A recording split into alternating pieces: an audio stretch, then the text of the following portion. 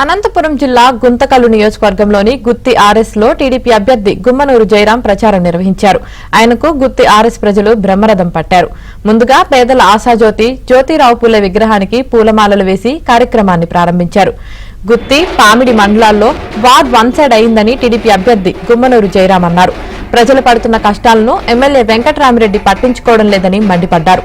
అరాచక పాలన నుంచి రాష్ట్రాన్ని కాపాడుకోవడం ప్రధానమన్నారు.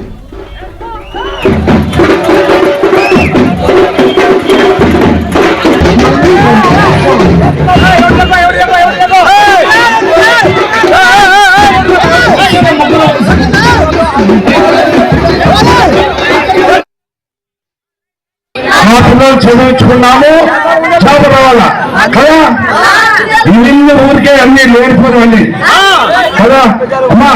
5 సంవత్సరాలకి 20 లక్షల జాబులు ఇచ్చే అవకాశం మన నారా చంద్రబాబు నాయుడు తీసుకుంటారు. కాబట్టి మీరందరూ కూడా ఈరోజు అనంతపురం జిల్లాలో కియా ఎవరు తెచ్చింది? నారా చంద్రబాబు నాయుడు పెద్ద ఆయన. అన్ని విధాలుగా అభివృద్ధి కావాలంటే నారా చంద్రబాబు నాయుడు పెద్ద ఆయన కావాలా.